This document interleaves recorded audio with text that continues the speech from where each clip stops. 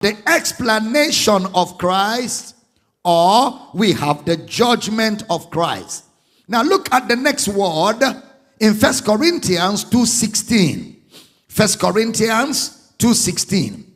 For who hath known the mind of the Lord, that he may instruct him? But we have the mind of Christ. Now the word instruct him, like to teach somebody.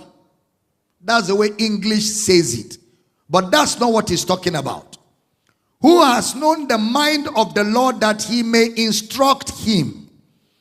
The word instruct, we can only understand it the way the Bible uses it. Romans 11:34, to instruct. Romans, not Micah, Romans 11:34. For who hath known the mind of the Lord, or who hath been his counselor? Or who has been his counselor? So go back to 1 Corinthians 2:16. 1 Corinthians 2:16. For who hath known the mind of the Lord, that he may counsel him? For who has known the mind of the Lord, that he might counsel him? Now that word instruct is the word sumbabaizo. I love that word. Sumbabaizo in the Greek. If you're writing, this is how it is spelled. Sumbabaizo.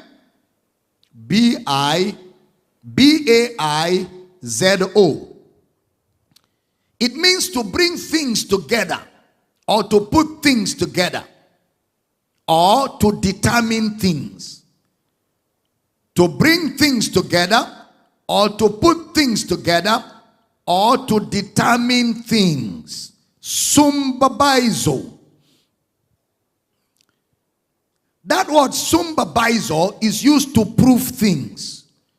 Let me show you where it is used, so you can understand it or put it in context. Acts 9:22. Acts 9:22. But Saul increased the more in strength, and confounded the Jews which dwelt at Damascus, proving that this is very Christ. The word proving is the word instruct. The word proving is the word instruct.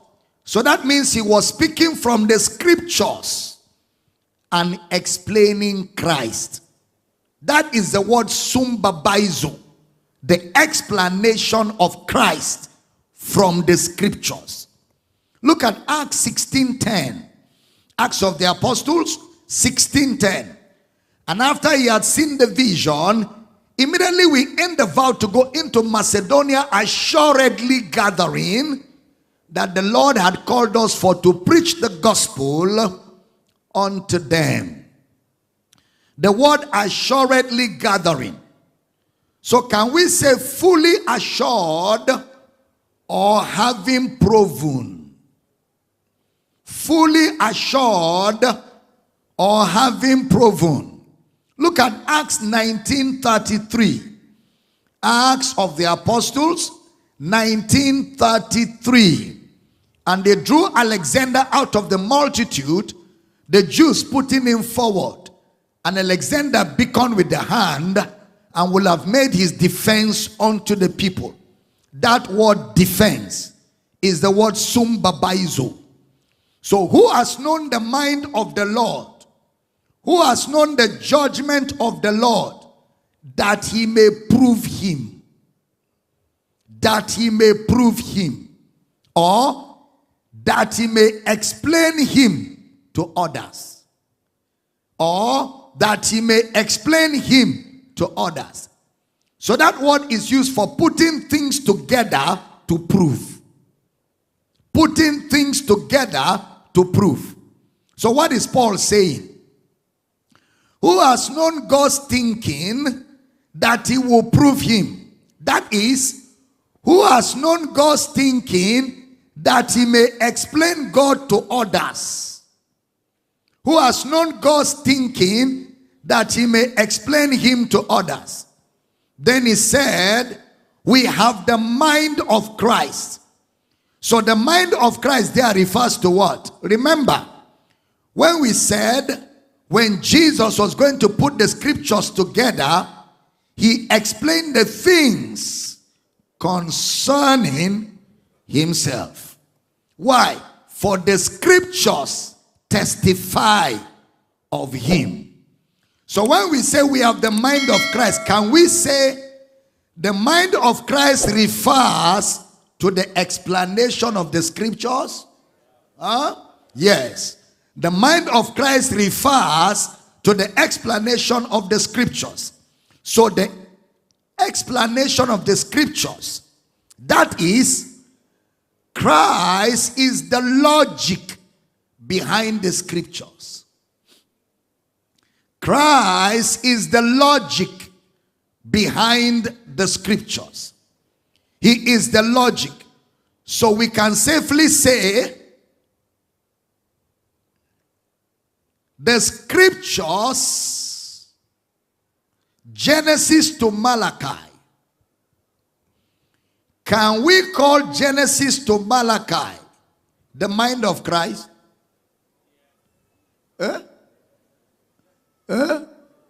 No, now.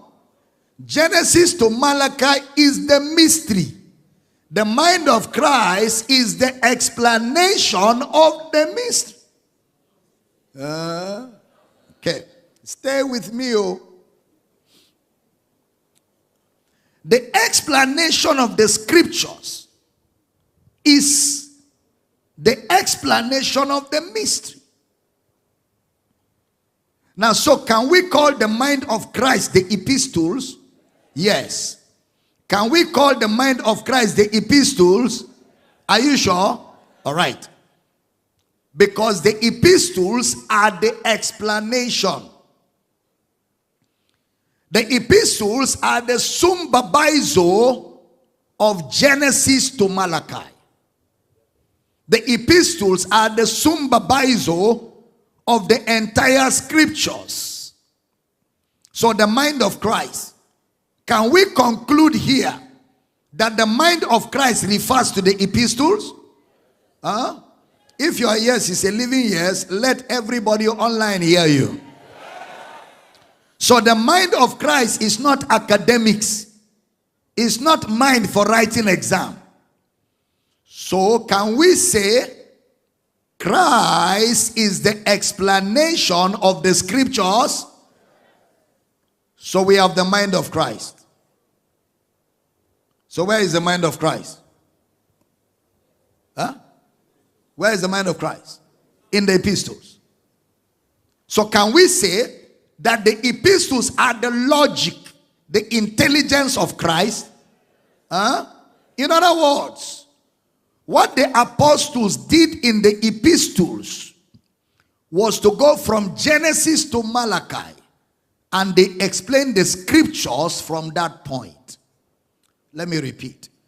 What the apostles did in the epistles, which is Romans to Revelation, is to go through Genesis to Malachi and explain from the scriptures from that point. So that is the intelligence of the Bible. The epistles are the intelligence of the Bible. The epistles are the logic of the Bible. So Christ decodes everything for you in the Bible. Christ decodes everything for you in the Bible. And that decoding is done safely in the epistles. The decoding is done safely in the epistles.